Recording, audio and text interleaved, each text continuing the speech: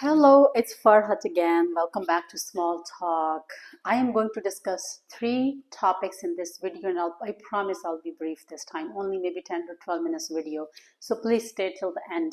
First thing I want to talk about, which is near and dear to my heart, is there was a United Nations meeting in which once Netanyahu took over the stage and he wanted to come up and speak about the greater Israel and plan and what region, what areas he's going to include in the greater Israel, or he's planning to at least.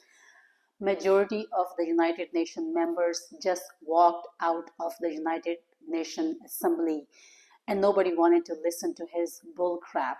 Everybody, I for the past 2.5 years, I have been seeing these cries and screams and this ethnic cleansing of Muslims in Gaza and Palestine, and it has been breaking my heart, not because it's a biased heartbreak, but it's a non-biased heartbreak at the same time. Biased in the sense because I myself am a Muslim, and I don't want to see Muslim children and innocent women and men being killed. At the same time, it's a non-biased because no nation, no ideology has the right to kill innocent human being regardless of what ethnicity, what culture, what religion, what color they belong to. And it has been saddened for me for the last so many months when I see all the Muslim nations staying quiet and not saying anything to Netanyahu and Israel. Nobody had the courage and balls, in rough words, to stand up to Netanyahu, and I don't know why. It's not that Netanyahu is so powerful. Yes, US is backing up Netanyahu and Israel, and they are providing them the military aid. But if all the 53 nations got together and they made greater Islamic State, I don't think United States will be able to refuse their presence and still be able to provide this military aid. I am also upset because being an American taxpayer, it hurts me and it pains me when I see billions and trillions of dollars being sent to Israel in the form of military aid to fight the war, which is not the war of the US, which is not the war the US taxpayer want to take part in. We here in this country are struggling. We have our own issues, our own problems. Every day, common man is always thinking how to make their ends meet, but yet we have the capacity and capability to go ahead and fund the war, which should not exist at the first place. So when all these leaders of the 53 Muslim nations walked, well, I'm not sure if it was all of them, but it's quite a few of them, when they walked out of the United Nations Assembly Hall, it just pleased my heart, and I wanted to share this with you that finally Muslims have gotten together and they have realized that it's time for them to stick together and it's time for them to stand up against Netanyahu and teach him a lesson. Nobody wants to listen to his blobbering. I have seen few positive steps taking place towards being Muslim Ummah being united. One of them, of course, recently we saw Pakistan and Saudi Kingdom signing a pact, which was the Pakistan will provide the security to Saudi Kingdom, and Saudi Kingdom ultimately will also help Pakistan, and it's a mutual agreement to which attack on one country will be the attack on the other country. So I see that there's some progress taking place, and that was just one of the moments that I wanted to share with you. Now let's talk about my common topics that I mostly discuss, which includes tariff, Trump, and also the housing market and what impact is going to take place, the current monetary policy and the economic situation of the housing market. So let's talk about first thing first, which is Trump and his tariff that he's trying to impose on China. As a result, there has been this tariff war going on for quite a few months now. And ever since the liberation date, we see lots of ups and downs in the market, in the economy, and people are struggling. The prices have gone up. I go grocery shopping every week. There's like extra price added to my grocery list just because they can. I'm not sure if it's impacting them yet, but they just add the price because they can, because everybody, all the business owners and these large corporations, they want to take advantage of the Trump tariff cost rising. Are they going to be impacted eventually? Absolutely, yes. But are they impacted yet? I don't think so. Anyways, so Trump was trying to put large tariff on China. And if you watch my videos previously, I have recorded video and I said China is more resilient and their public is much more resilient than the US public is. We have this ADHD and ADD kind of problem where we just cannot take stress for too long.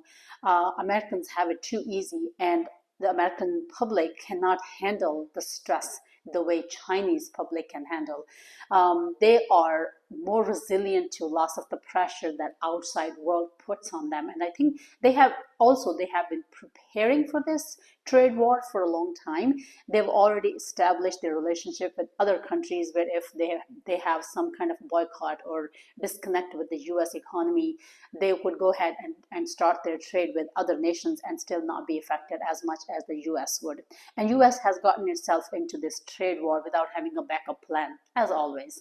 It's not a news. We all know that they always get their nose into somebody's business, somebody's problem, or in their own self-created problem without having a backup plan, and that's exactly what they did this time. They're not ready to start production in their own country, at least for the next 5 to 10 years. Might as well take your time, be able to produce everything that you are importing from other countries before they go ahead and put the tariffs on them. But of course, US cannot do that. They don't have the capability and mental presence to be able to do this. As a result, China has been the large soybean importer from the US. US produce the entire production the US produces, 35% of it is in soybean, and China has been the #1 buyer of the soybean. Out of the 35% that we produce, China imports about 28% of that. So when Trump imposed or said to impose higher tariffs, China said as a retaliatory side effect, China said, well, we're not going to buy your soybean from you, which is going to affect the farmers to the point where they could go bankrupt. Not only that they're already suffering because the prices of the heavy machinery, the tractors, the equipments have gone up because of the tariffs on steel and some of the other metals that Trump has been posting. They're not able to buy those heavy machineries to cultivate their lands. On top of that, all the soybean production that the farmers have been producing, China has refused to buy it, and China has been the largest buyer of soybean, which is causing farmers to go half the year their money is gone. So mind it, the farmers produce corn one season, then soybean, then corn, then soybean. So out of 1 year, 6 months of the year, whatever production that they have produced has become useless. I was reading a news, like a little article this morning, and it said that the soybean cost, the farmers are not even able to collect the cost of the soybean because the price of the soybean has gone below the production cost of the soybean, which means whatever soybean farmers are producing, they're not even able to make the cost that they're paying to produce that soybean. Forget the profit.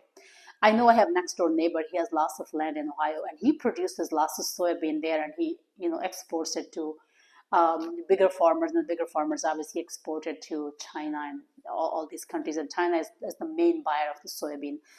So what's going to happen to farmers, of course, if they're losing 6 months worth of their income and their profit, not only their profit, but also losing money on the production of the soybean, it is going to bankrupt them. Not to mention that they cannot buy heavy machineries to improve their production because the prices of heavy machineries have gone up. And not to mention that those companies that are producing those equipments for farmers in this country, they're struggling because their sales have gone down, and as a result, they're losing their profit, and for that reason, their stocks are probably going to go down as well. So it has like this effect not only in one sector but multiple sectors of the economy. So Donald Trump has been announcing that he is going to issue the stimulus check from the money that he is saving or receiving in the form of tariff, and the first check is going to go to the farmers. Are they going to be able to buy more equipment, or they're going to be able to increase the production? I highly doubt that, because they're going to get about $22,000 stimulus check, and that's farmers are the first one to receive this stimulus package. But can they buy, a heavy tractor or a thresher, which costs like $1 million with that $22,000 stimulus check that they're receiving. No, at this point, the stimulus check is like a survival package for farmers. Because if Donald Trump does not provide them this stimulus package, they're already using 6 months of their income in a year. So they're probably already going bankrupt and they're broke. So they need to have this money to survive through this tariff war or this trade war, so to speak. So I don't think it's fair to farmers. Not to mention the farmers who produce soybean are mostly the red states, which are Donald Trump and Republican supporters. And most of those farmers probably did vote for Donald Trump, and now they're the first one who are facing the biggest um, outcome, which is not very positive from these tariffs. Anyways, you guys can go ahead and make your own decision and see what Donald Trump should do or not do. But I just wanted to give you another update on what impact these tariffs are going to have on not only farmers, but in the long run it's going to have ripple effect. As I said, farmers are suffering as a result. Those equipment companies who are selling heavy machinery to the farmers, they're suffering because farmers cannot afford to buy those machines. And then ultimately the people who sell steels and all those metals to make the machineries, they're going to suffer, and it's going to have a ripple effect throughout the economy, and eventually it's going to circulate all the way to the bottom of the cycle. Third thing I want to talk about is the current monetary policy, the Federal Reserve's decisions, and the impact on the housing market. I have been watching housing market. I remember we bought house after COVID, and the market was pretty hot because there were a lot more buyers in the market than there were sellers, which means it was a seller's market, and the prices of the housing were going high because there was much higher demand for the houses. And then from 2020 to 2022, the housing market has been pretty flat. Flat in a sense, there weren't that many buyers and there weren't that many sellers. And the reason being was the buyers were not buying because the interest rates were so high, between 7 to 8 and 8.5%. So, and on an average, if you bought a $500,000 house, let's say your payment would be $1,800, but with the 8.5% interest, now your payment certainly goes up to $3,500. So the people who can afford $1,800 house, now they're going to go ahead and rent because they cannot buy a house. They will have to pay $3,500 for that same house that they could have bought back in 2020 and 2021. So the buyers were not buying for that reason, and the sellers were not selling because they had very low interest rate on their houses, on their current mortgage. If they sold their home and they went and bought a new home, they will have to pay much higher interest rate because they're going to finance their new home. Unless, of course, they pay cash, which not that many people have cash to buy a home. So, and also they know that there aren't that many buyers in the market because of the interest rates. People were not putting their house on the market. They were stuck in the house unless or until they absolutely definitely had to move for whatever reasons. Then there were a few sellers who were selling the market. But having said that, even though the market has been flat, the prices of the housing have been going up. And the reason being is because there have been very minimal inventory of the housing in the market. That's why the prices have been pretty stable. Rather, they have gone up in the past 2 years. Surprise, right? It's amazing how economy plays and how it does function. But housing market, the price didn't go up because there was lots of demand for it, but because there was very limited supply of housing in the economy. So therefore, the housing market was up. Now everybody is anticipating that when Jerome Powell lowers the rate, it's going to have lower mortgage rates, and ultimately there will be more buyer in the economy and more seller in the economy, and the housing price will go up. But in my humble opinion, even if Jerome Powell, I know I didn't want him to do 50 basis point rate cut the first month. He should have started this rate cut a long time ago. 3-4 months ago. As I keep saying, he's 2 to 3 rate cuts behind. But now that he has started, though he started late, the first month 50 basis points would have not been a good idea. I think he did the right thing by doing 25 basis points, but I think next month he should do 50 basis points or even maybe a bit higher. And then month after in December, he should, really look at the data and see what data suggests and then do the rate cut accordingly. But lowering the interest rates 25 basis points or 50 basis points is not going to affect the mortgage rates as much, because if you go back and look at it, when I bought a house during COVID or right after COVID, my mortgage rate was 2.25%. At that time, the Fed has cut their rate to 0%.